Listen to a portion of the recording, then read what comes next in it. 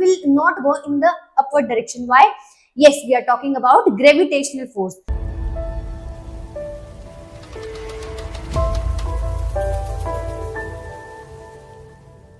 Hello everyone, myself Indu and I am your physics teacher. Today we are going to discuss about a very interesting topic of physics. Okay, you have seen that whenever you are trying to throw any object in the sky, it always returns to the ground, right? And whenever you just release this object, it will fall on the ground. It will not go in the upward direction. Why? Yes, we are talking about gravitational force. It also explains how moon rotates around the earth, or earth, like every another planet, rotates around the sun.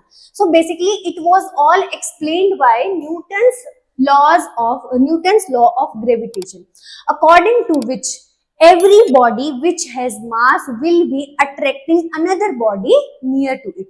Are you getting it? Every body which has mass will be attracting another body which is present in its surrounding. Let us say this is first mass m1 and this is second mass m2, and there is a separation between them. Let us represent their separation by r. So there will be some gravitational force between these two masses and they will be attracting to each other. Gravitational force is attracting. Due to gravitational force, these two masses are attracting to each other. This m1 is attracting m2 towards it, or you can say this m2 is attracting this m1 mass towards itself. Okay, so according to Newton's law of gravitation, gravitational force between these two masses is directly proportional to product of these two masses. Gravitational force between these two masses is directly proportional to product of these two masses. Also, it is inversely proportional to square of distance between them. If you combine the result, you will get this relation, and if I remove this proportionality constant, I can write that gravitational force between these two masses is equals to g m1 m2 by r square, where m1 and m2 are masses of these two objects and r is the separation between these two objects. What is this g? This is a constant. Its name is a universal gravitational constant. Its name is a universal gravitational constant, and its value is, this is universal gravitation constant. Its value is 6.67 into 10 to the power minus 11. Yes, you have to remember this value. Okay. Now, if I want to write its units from here, you can say that this g will be equals to f into r square divided by m1 into m2. And you also know that force is measured in Newton, r is measured in meter, and mass is measured in kg. So its unit will be Newton meter square kg inverse square. So the value of g is 6.67 into 10 to the power minus 11 Newton meter square kg inverse square. Okay, so this is the this is the gravitational law which explains that there is some attractive force between two masses and it will be g m1 m2 by r square. Okay. So now, according to this law, every two masses are attracting to each other. Okay, every mass is attracting another mass which is present in its surrounding. So you can ask that, then why every object on this surface, on the earth surface, is not stuck? Like why these two have masses, right? These two are objects and these will they are having some mass. So why are they not attracting to each other? Yes, they are attracting, but it is negligible. The gravitational force between them is negligible. Why? Because if you see, the value of this gravitational constant g is very less. It is having power minus 11. And if you are taking any two objects, any two bigger objects on the surface of Earth, their masses will be like 100 kg, 1000 kg or 10,000 kg. So if you multiply those masses by this 10 to the power minus 11, still this force is very less. That is why the force between these two lighter bodies is negligible. Okay, if you are talking about any two bodies whose masses are like 100 kg and 100 kg, still you can say that 6.67 into 10 to the power minus 11 multiply 100 divided by r square, still it is like 10 to the power minus 11, 10 to the power plus 4, it will be 10 to the power minus 7. It is very less in amount. This force is very less in strength. Okay, suppose that R is equal to, take that R as 1 meter. So this force is very less in strength. That is why the gravitational attraction between these two bodies is negligible. Okay, but if I talk about the gravitational force between larger bodies like Earth, you know, mass of Earth is something like, mass of Earth is nearly 6 into 10 to the power 24 kg. So if you want to calculate the gravitational force between gravitational force between Earth and Moon, so these masses are very large. If you multiply these masses by this gravitation constant g, then you can see that there is some value of gravitational force which is not negligible. Okay, now you get it. So now we know that every mass will be attracting another mass which is present in its surrounding. Now let us talk about some properties about this gravitational force. First one is that it is one of the fundamental forces. There are 4 kinds of forces, fundamental forces in nature. First one is gravitational force, second one is electromagnetic force, third one is weak forces, fourth one is strong nuclear forces. Okay. Second point about the gravitational force is that gravitational force is always due to mass of the body. If you remember electrostatic forces, whenever any body has some charge, then there will be some electrostatic forces between these two bodies. So electrostatic forces comes in action when there is charge on that body, and this arises due to mass of that body. Third point about gravitational force is that it is always attracting in nature. Okay, look, electrostatic forces is kind of both attractive and repulsive. Charges can attract to each other and charges also can repel to each other. But these two masses will always be attracting to each other. We don't see this thing in nature, right? When you throw this pen, it does not go away from the surface of Earth because it does not repel this mass. Any mass does not repel another mass. It always attracts towards itself. That is why it is always attracting in nature. That is why any object is in the gravity, in the effect of Earth. Okay. Actually, this chapter gravitational force is related with electrostatic force, which you will study in class 12th. Okay, next point about gravitational force is that it is non-contact forces. If you remember, you have done forces like normal reaction, tension force. So spring forces, they comes into action whenever there is some contact, physical contact between two bodies. But gravitational force is a non-contact force. You know, you are throwing this pen in the upward direction. It is not connected with the surface of Earth. Still, it will fall on the ground. Still, it will fall on the ground. Why?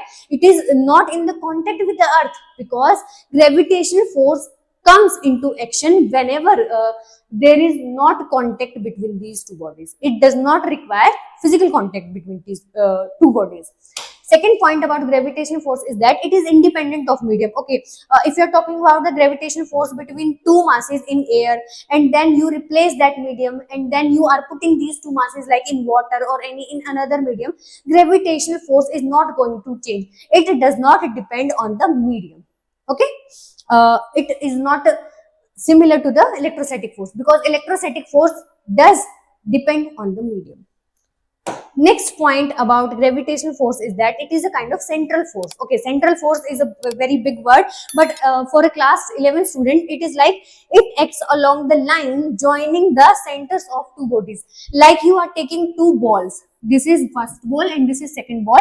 This is mass 1 and this is mass 2. So gravitational force will be acting between, if you are connecting these two centers, it is going to act along this line which is joining the centers of these two bodies. I have written this thing. It acts along the line joining the centers of these two bodies, and central force is always inversely proportional to the square of distance between them. Electrostatic force is also central force. So E is, you will see in class 12th, E will be electrostatic force between two charges is also inversely proportional to square of distance between them. And last point about gravitational force is that it is conservative in nature. You know, there are two types of forces, conservative and non-conservative forces. Conservative forces are those forces, if you are doing some work by these forces, then they are path dependent. Conservative forces are those forces, if you are doing any work against these forces, then that work done will be path independent. Okay. Let us move to the some questions. Okay, these are two basic questions. First one is that if the distance between two masses is doubled, okay, let me complete this statement. If the distance between these two masses is doubled, then gravitational force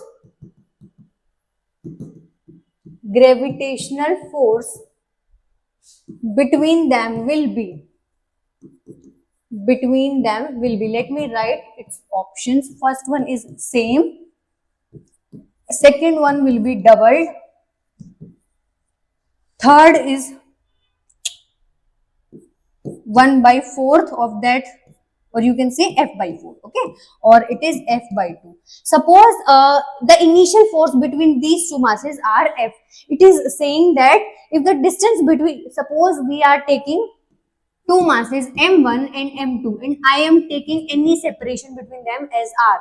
So it is said that if you are doubling the distance between these two masses, how their force will be affected, how the gravitational force between them will be affected. So basically you know that gravitational force between them is gm1 m2 by r square. So this is the initial force between them. But in the second situation, if you are taking these two masses at a large distance, now the separation between these two masses is doubled. So you can say that r is equals to a new position between them. Suppose this is r dash, this new distance between these is 2r. So if you put this separation, force will be gm1 m2 divided by square of this 2r, and you can see that it will become 4r square.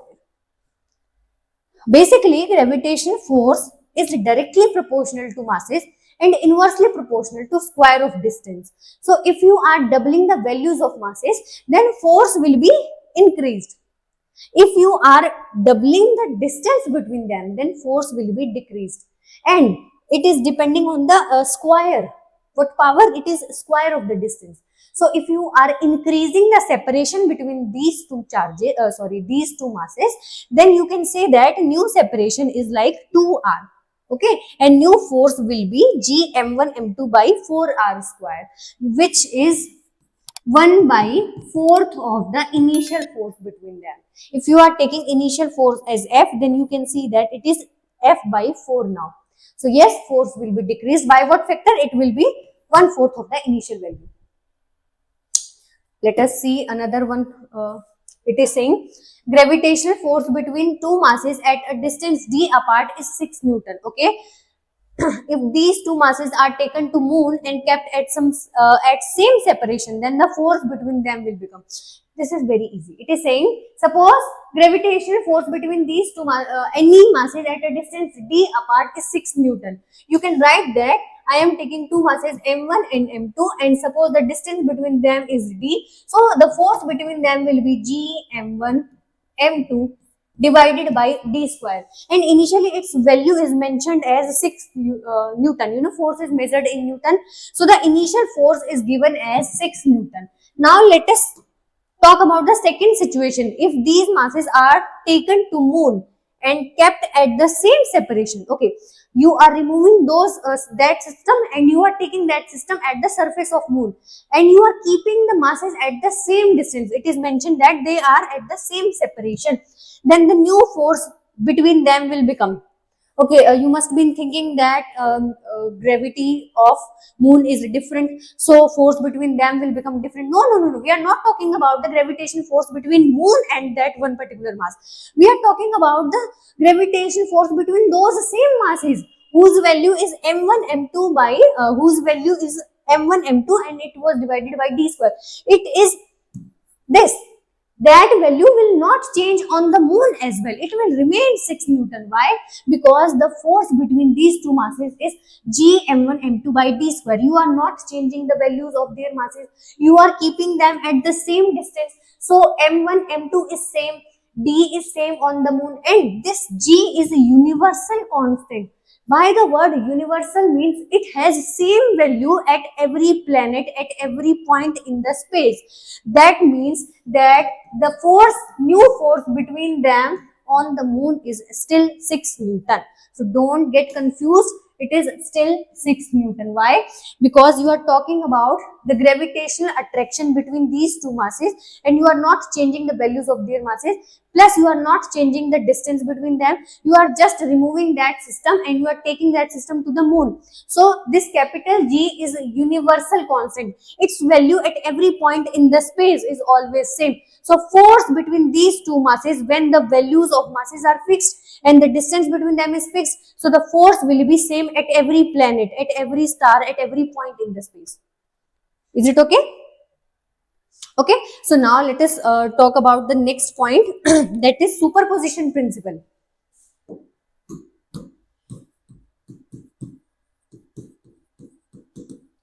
Superposition principle. Basically, if I am saying, suppose there are more than two masses, okay, like if you are talking about a system of 4 masses or 5 masses, then there will be so many forces acting there, right? Like if you are taking only two masses m1 and m2, then they will be attracting to each other. But if you are also taking third mass, that is m3, so this m3 will be attracting this m2 as well, and it will be attracting this m1 as well. So first point about this superposition principle is that force between any two masses is independent of the third mass which is present there. Okay, look, this m1 will be attracting this m2. Okay, there will be some force, suppose that is f1.